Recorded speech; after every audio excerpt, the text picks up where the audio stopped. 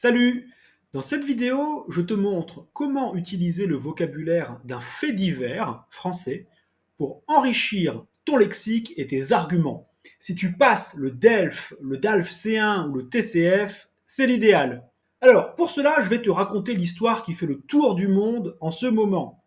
Anne et le faux Brad Pitt. Je te l'ai dit, c'est un fait divers. Un fait divers, dans le journal ou dans les nouvelles, c'est un fait, une information qui n'appartient à aucune rubrique sérieuse, comme l'économie, la politique, la culture, le sport. Pourquoi j'utilise ce fait divers? Alors, je vais te donner trois raisons, j'argumente. L'impact émotionnel du fait divers te permet de découvrir du vocabulaire en contexte. Ça peut être moins abstrait que certains articles. C'est pour toi une source d'exemples. Ça tombe bien si tu passes le DELF ou le DALF. Si tu tombes sur le sujet des réseaux sociaux ou des outils numériques, tu peux réutiliser ce fait divers pour illustrer tes productions. Je te donnerai des exemples.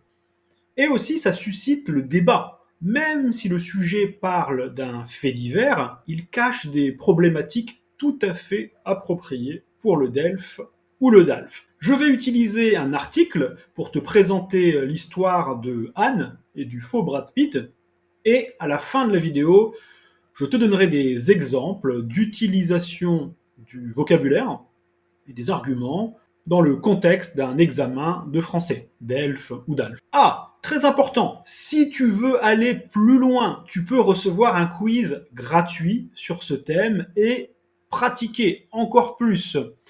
Pour cela, rejoins le cercle de français avancé. Tu recevras ma newsletter presque toutes les semaines, des quiz, des activités supplémentaires. Le lien est dans la description. Inscris-toi tout de suite pour recevoir ton premier quiz et dimanche le quiz sur cette vidéo. Si tu veux lire l'article en entier, je te mets le lien dans la description.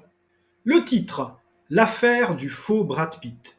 Anne, la victime arnaquée, prend la parole et rétablit sa vérité. Arnaquer. Une arnaque, c'est une escroquerie, une fraude. C'est plutôt familier, mais je pense que tu peux l'utiliser même dans une production de type DELF, DALF, car on le trouve sur beaucoup de sites officiels. Être arnaqué, c'est être trompé par quelqu'un qui veut que tu lui donnes de l'argent ou des biens. Ici, Anne a été la victime d'un faux Brad Pitt. Incroyable, non? Après la diffusion du reportage de 7 à 8, donc 7 à 8 c'est une émission, Anne, la victime de l'arnaque, est sortie du silence ce 14 janvier. Elle apporte aujourd'hui sa version des faits, après un récit manipulé, selon elle, par l'émission. Donc là, on voit déjà qu'il y a une histoire dans l'histoire. Il y a non seulement l'arnaque, mais il y a aussi une émission qui, d'après Anne, a mal présenté les faits.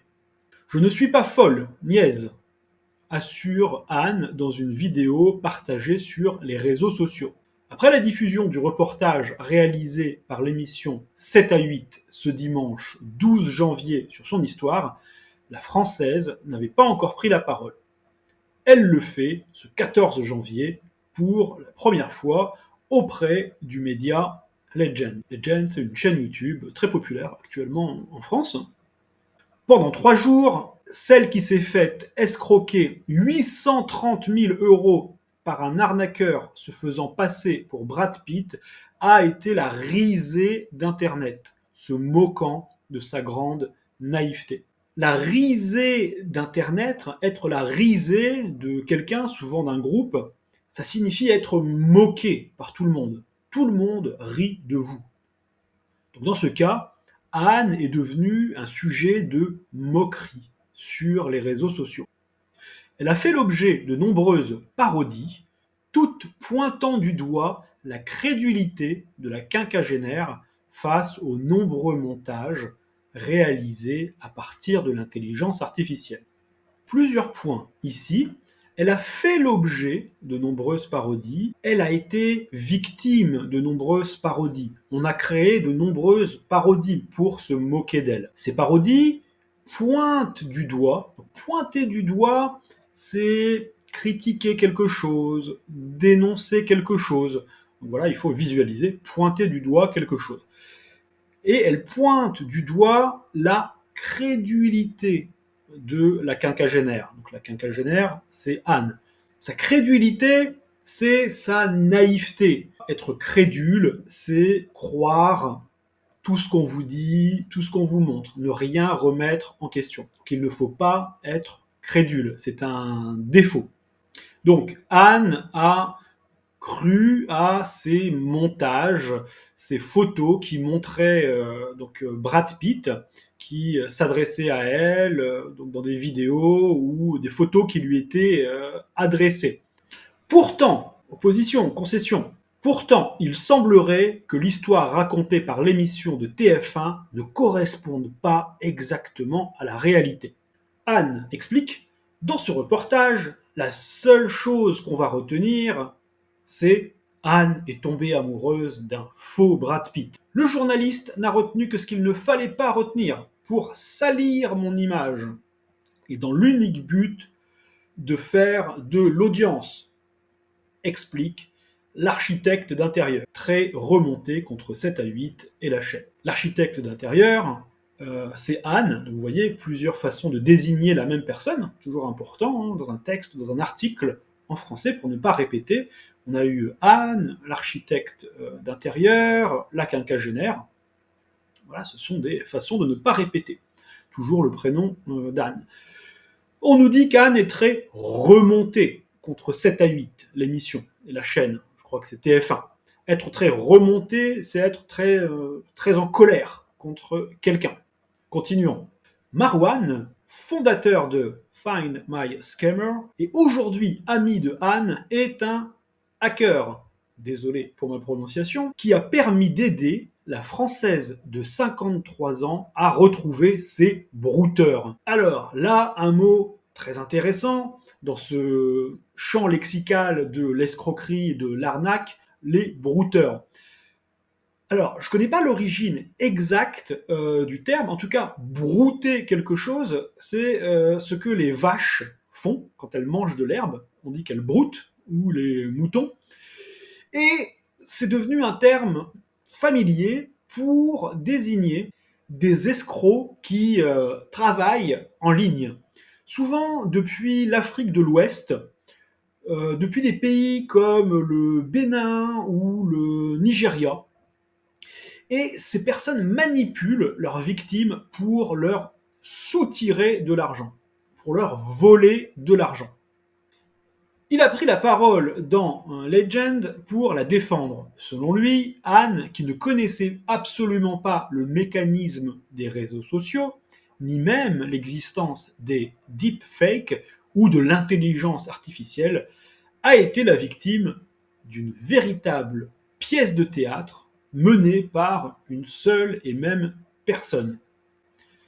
Alors, ici, un deepfake, bon, bien sûr, c'est un anglicisme, mais c'est utilisé dans cette thématique. Donc, le deepfake, c'est une technologie qui va utiliser l'intelligence artificielle pour créer des vidéos truquées, qui sont souvent très réalistes. Donc, on prend une photo de quelqu'un ou une vidéo et voilà, on fait dire à la personne des choses que la personne n'a pas dites. Chaque individu de l'entourage du pseudo Brad Pitt existait à travers des vidéos deepfake et des faux numéros de téléphone américains enchaînant les messages à Anne. Donc, vous voyez, cette arnaque, cette escroquerie est très bien construite. Anne reçoit des messages avec des amis de Brad Pitt qui ont des numéros de téléphone qui semblent vraiment américains. Donc, comme l'article dit, c'est très bien construit, c'est une pièce de théâtre. Et résultat, elle tombe dans le panneau au fil du temps avec tous les interlocuteurs qui s'ajoutent, affirme Marwan. Une expression très intéressante dans ce thème, elle tombe dans le panneau. Tomber dans le panneau, expression très fréquente, imagée, qui signifie se faire avoir, se faire tromper, être la victime d'une arnaque. Je tombe dans le panneau, ça veut dire je suis tombé dans le piège. Ici, Anne a cru les mensonges de l'escroc. du brouteur. Le brouteur va aller jusqu'à réaliser de faux relevés de compte et de faux papiers d'identité très réalistes pour convaincre la victime, méfiante à de nombreuses reprises. Je l'ai très souvent mis à la porte, mais il trouvait toujours un moyen de revenir par une fenêtre, assure Anne. Petite explication, un relevé de compte, c'est un document qui récapitule les mouvements d'un compte bancaire. Donc l'argent qui entre et qui sort de votre compte bancaire. Ici, bien sûr, c'était des faux, des documents falsifiés. Anne utilise aussi une petite métaphore. Elle dit qu'elle a mis à la porte cette personne, donc elle l'a repoussée, mais qu'il trouvait toujours un moyen de revenir par la fenêtre. Voilà, c'est quand on essaie d'éviter quelque chose et que cette chose revient. Donc la porte et la fenêtre. Donc Anne avait des doutes, elle a repoussé l'escroc, mais finalement elle l'a quand même cru. On va voir ça dans la suite de l'histoire. L'arnaqueur a également joué sur la sensibilité et l'empathie de sa proie. La proie, ici, on est dans le langage pour parler des animaux, normalement. Par exemple, le lion, qui est un prédateur, va avoir une proie, la gazelle. Donc ici, l'arnaqueur, c'est le prédateur, et malheureusement, la proie, c'est Anne. En lui demandant d'aider l'acteur, souffrant d'un soi-disant cancer du rein, Anne, elle-même tout juste guérie d'un cancer du cerveau et vivant avec le VIH, est alors immédiatement touchée et n'hésite pas à lui venir en aide, etc., etc. Ici, deux choses intéressantes. Le brouteur, l'arnaqueur, explique qu'il a, donc il se fait passer pour Brad Pitt, explique qu'il a un cancer du rein. Un cancer du rein. Dans l'article, l'auteur utilise un soi-disant cancer du rein. Ça signifie qu'il prétend, il dit qu'il a un cancer du rein, mais l'auteur de l'article ne croit pas cette affirmation. Donc ça veut dire que l'escroc prétendait avoir un cancer du rein, mais c'était un soi-disant cancer du rein. C'est lui qui le dit, mais moi, je ne crois pas que ce soit vrai. Vous avez compris aussi, au passage, qu'Anne, au moment de cette arnaque, quand elle est victime, elle est dans une situation très très très difficile, puisqu'elle est elle-même malade, qu'elle vient de sortir d'un cancer et qu'elle a le VIH. S'ajoute à cela, faux montage vidéo d'un JT américain, culpabilisation, perversion et déclaration d'amour endiablée. Un véritable travail de manipulation parfaitement rodé. Donc ici, on voit un petit peu la mise en scène, tous les éléments, les faux utilisés par cet arnaqueur, et on dit que tout cela est parfaitement rodé. Parfaitement rodé, c'est l'expression qui décrit quelque chose de très bien organisé, très bien préparé. Ici, l'arnaque est un plan, malheureusement, très soigneusement élaboré, qui s'est étalé sur 1 an et demi et qui a permis au brouteur de soutirer près d'1 million d'euros à la française. Soutirer quelque chose à quelqu'un, c'est voler quelque chose à quelqu'un, mais plutôt par la force, par la contrainte. Ça peut être le chantage. Donc extorquer, prendre de force ou par ruse quelque chose. Donc l'escroc a soutiré de l'argent à Anne. On continue. Le brouteur retrouvé. Alors, est-ce que l'article va nous donner une bonne nouvelle? Mais selon le fondateur de Find My Scammer, Anne va pouvoir récupérer une partie de son argent volé. Il a d'ailleurs réussi à mettre la main sur l'identité et l'adresse de ce brouteur. Incroyable. Mettre la main sur. Alors, c'est imagé, mettre la main sur quelqu'un, ça signifie retrouver ou saisir quelque chose ou quelqu'un. Ici, la police, on pourrait dire par exemple, la police a mis la main sur le coupable, elle a trouvé le coupable. Ici, Marwan a retrouvé l'identité de l'escroc. Il vivrait au Bénin, principal territoire où naissent ces arnaques sentimentales. Il recevait l'argent par virement bancaire et le dispatcher ensuite en crypto-monnaie, explique Marwan. On connaît le wallet qui détient les fonds à l'heure actuelle. L'escroc se ferait également passer pour Keanu Reeves, la star de Matrix et John Wick. 30 autres personnes seraient aussi tombées dans le panneau. Ah, tomber dans le panneau, vous vous rappelez la signification. Donc tomber dans le piège. Il y a aussi se faire passer pour quelqu'un, donc une forme pronominale qui signifie se présenter comme quelqu'un d'autre, donc quelqu'un que vous n'êtes pas. Donc l'escroc se fait passer pour Brad Pitt, il prétend être Brad Pitt. Les réactions ont été nombreuses sur les réseaux sociaux et l'affaire n'a pas tardé à faire le tour du monde. La BBC, People, Page 6 ou encore le New York Post ont relayé l'information. Relayé l'information, la diffusée, qui est rapidement arrivée aux oreilles de Brad Pitt, le vrai. Son porte-parole s'est exprimé sur l'affaire auprès d'Entertainment Weekly. Il a dit ceci: il est regrettable que des escrocs profitent de la forte connexion des fans avec des célébrités. Mais il s'agit d'un rappel important de ne pas répondre à des demandes en ligne non sollicitées, en particulier de la part d'acteurs qui n'ont pas de présence sur les réseaux sociaux. Donc je résume le message du porte-parole. Donc attention aux arnaqueurs qui profitent de la célébrité de quelqu'un. Et de toute façon, Brad Pitt n'est pas actif sur les réseaux sociaux. La Française de 53 ans, trahie et ruinée, souffre d'une dépression sévère et a tenté à 3 reprises de mettre fin à ses jours.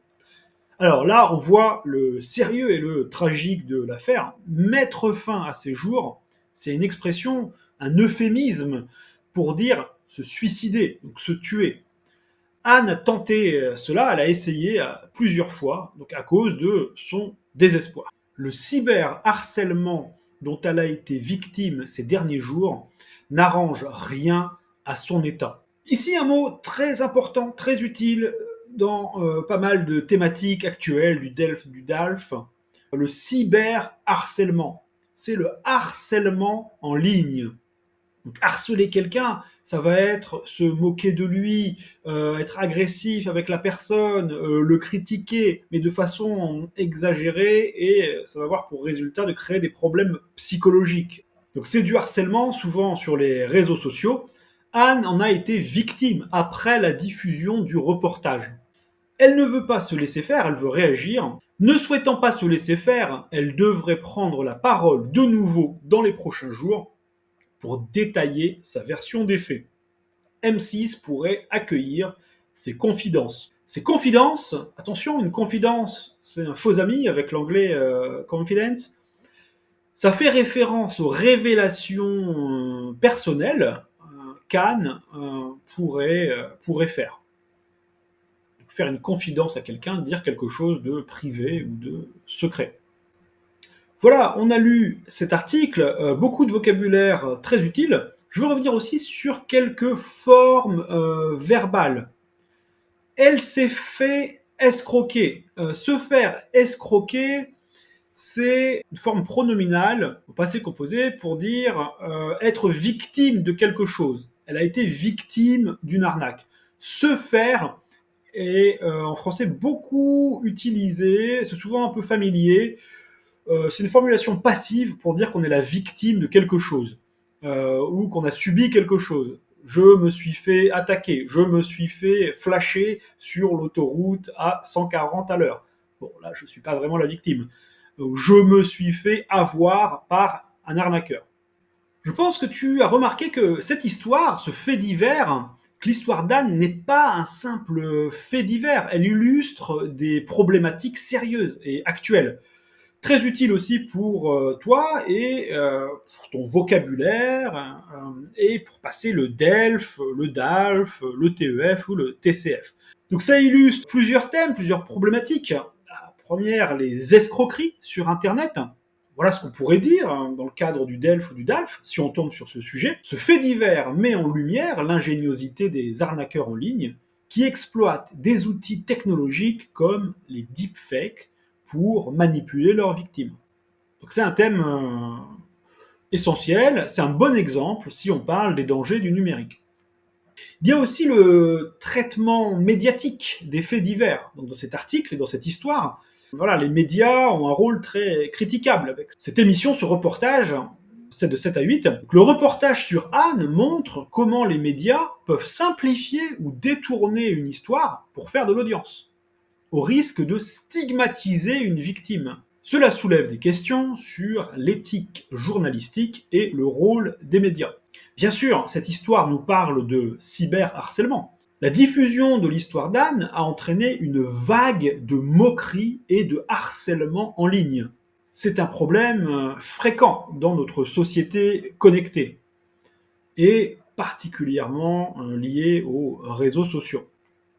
Enfin, un dernier thème que cette anecdote pourrait illustrer, c'est la fracture générationnelle numérique. Alors, une fracture, tu sais, c'est quand quelque chose est cassé. Par exemple, tu peux avoir une fracture du bras. Mais ici, une fracture, c'est une grande différence générationnelle.